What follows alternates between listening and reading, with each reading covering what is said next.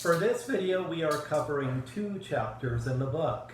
They're not exactly related, but they're both short enough and perhaps related to each other a little bit that it makes sense to cover them within the same video, and if we were in class, within the same class period. So, the first topic is chapter 7, dissociative disorders. That means a person experiences psychological symptoms where he or she is splitting apart from themselves. How on earth does that happen? It's a mental thing. It's your memory, your awareness, your alertness. It's splitting apart from the rest of your personality. So we start with talking about what it means to disassociate. You split apart from yourself mentally. What does that mean? Well, first of all, it comes on quickly and it ends quickly. It usually occurs within an episode. Now, that being said, the episode can last a matter of seconds, or it could last weeks or even months. Much more common that it's quick, though. That's on page 236. Usually begins suddenly and ends suddenly. So, the first dissociative condition that I want you to know is on page 240. 239, my mistake. 239 and 240. Dissociative amnesia. Most people know what amnesia is, but they don't know the specifics. Amnesia is forgetting. It's usually forgetting things that you'd rather not think about anyway. Painful, uncomfortable memories, things that were traumatic, things that were difficult, amnesia. However, there are a few types of amnesia that I want you to know. First of all, generalized amnesia is when you forget your whole life. That is extremely rare. What's more common is sporadic amnesia, where you forget little bits and pieces. You don't remember an event or a time period in your life. That is also known as a type of selective amnesia, because as mentioned, you usually forget things that you'd rather not think about anyway. 239 and 240 is where you would find that information. On page 240 and 241, dissociative fugue, also known as traveling amnesia.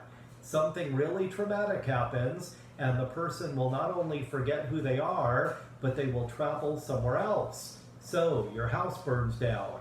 You might get in your car and drive away. The next morning you wake up, and you don't even know where you are, or who you are, or how you got there. Remember, these things go in episodes. So eventually you're going to be back to normal, but then you're going to wonder, how did I get to Tucson, and who am I? Briefly, you may not know those things. That's a fugue. Traveling amnesia. The last condition I want you to know in this chapter is the most unusual one. If those first two did not sound unusual enough, this one will. Dissociative identity disorder. It used to be known as multiple personality disorder, but there's a problem calling it that. There's a whole category of disorders called personality disorders, and this is not one of those. We will get to that the last week of class, or assuming that we're still doing videos and doing this remotely, it will be the last chapter that we cover, I'm pretty sure. So, dissociative identity disorder is where a person has two or more distinct and different personalities. You might ask, how on earth does anybody develop this? It's usually when something traumatic happens in your life. Not dramatic, traumatic with a T. Abused, neglected, things like that. People who have that in their childhood, they pretend like it didn't happen to them. Not on purpose, your mind is playing a trick on you. So what you end up experiencing is what we call asymmetric amnesia, page 245 in the book. The real you is called the host. The other personalities that pop up and take over your body are the alters. The alters know about the host, but the host really doesn't know anything about the alters unless somebody tells him or her about those alternate personalities. So, I'm Scott, but if I have other personalities take over my body, they will think that they have different names. They might be female instead of me, I'm male. They might be younger or older than I am.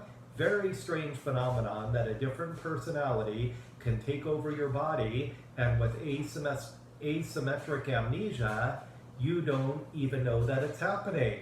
In real life, this can happen for seconds or moments at a time, but if you see it in movies and TV shows, it's usually a longer lasting phenomenon. Honestly, media makes it more interesting than it is in real life. It doesn't happen quickly in the movies. People change into a different personality and they stay that way. But in real life, it's often quick that the switches happen. That is it for chapter 7. We now go on to chapter 8, somatic disorders. When there is a health crisis in society, we see more and more of these conditions. People think something is wrong with their body when nothing is wrong. Now, you might have guessed I'm a doctor, but of psychology. I'm not a medical doctor. Honestly, I'd rather not diagnose people with conditions in chapter 8. If somebody tells me I'm blind, or I have shortness of breath, or I'm paralyzed, I'm not qualified to make that diagnosis. I need a medical doctor to first say there's nothing medically wrong with this person. This starts on page 249, but you know what? Your book goes into so much introduction and storytelling that you can really skip all the way to page 260. The first one I want you to know is called illness anxiety disorder. It used to be called hypochondriasis, and honestly I like that name because it was just easy for me to understand.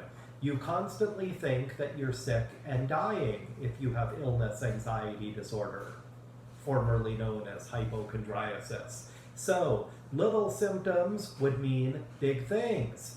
Oh, I'm having heartburn. That must mean I'm having a heart attack.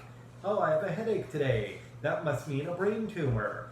So, of course, you don't want to ignore symptoms like that, but if you know for sure that you're not having a medical problem or episode, then maybe it is in your imagination. Illness anxiety disorder. Now, it's important to note that people who have this are not intentionally faking. That's another condition we'll talk about later.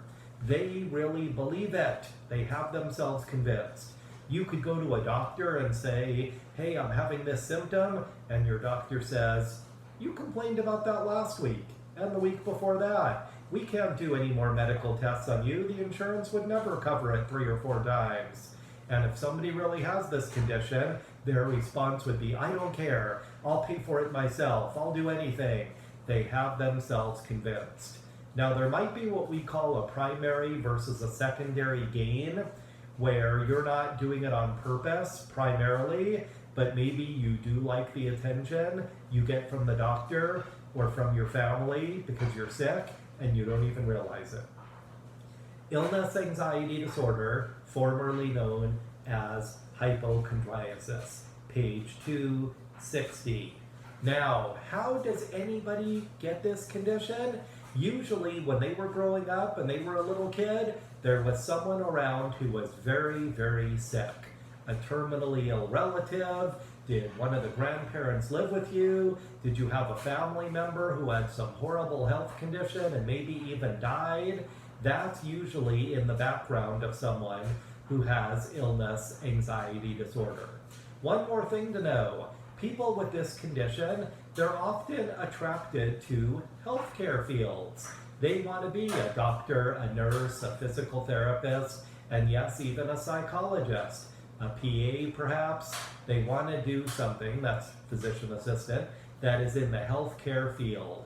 They're really drawn to it for some reason, one reason or another. Okay, moving right along. Conversion disorder is on page 262, but it further explains it on page 266. What are you converting in conversion disorder? You're converting your psychological pain into a physical ailment. So a person who thinks that he or she is blind when there's no medical evidence of that, conversion disorder. You think you're deaf, you think you're paralyzed, you think you have no sensation in your fingers or your toes. Well, if you go to a medical doctor and they say there's nothing wrong with you, perhaps it is conversion disorder.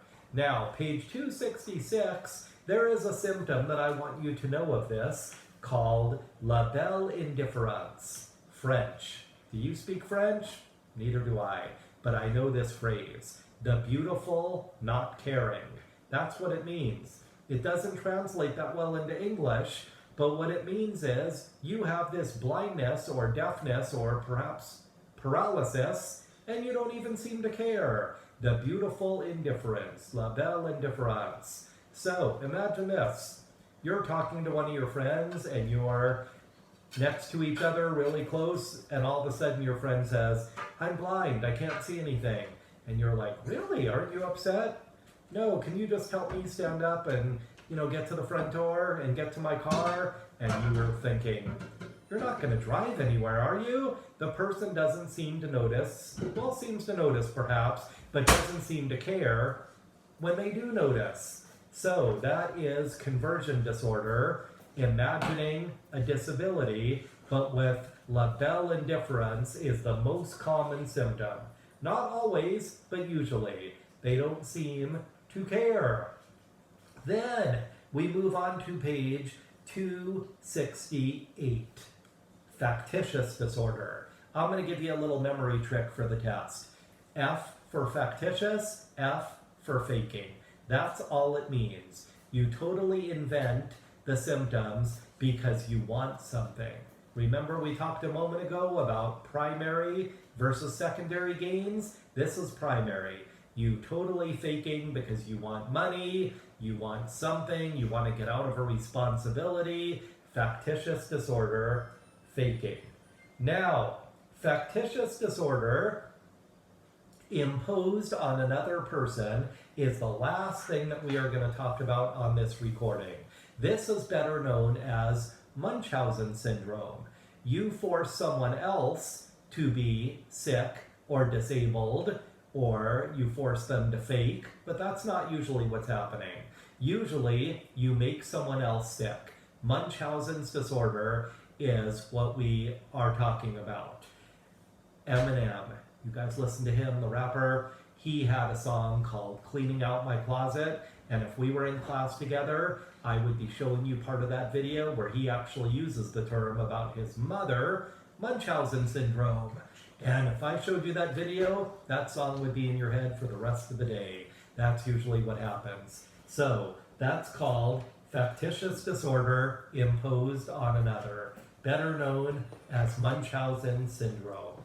So for this for this video, chapter 7 and 8, the exam is over chapters 4, 5, and 6, only the things from the previous video, 7 and 8, only the things we went over in this video, and then the next video we will be going over is chapters 9, 10, and 11. So you might be thinking to yourself, 8 chapters on the same exam? Well, I would watch these videos first to make sure that you know exactly what's going to be on the exam. It will be nothing more than what we have covered here and on the next video. That's it for now.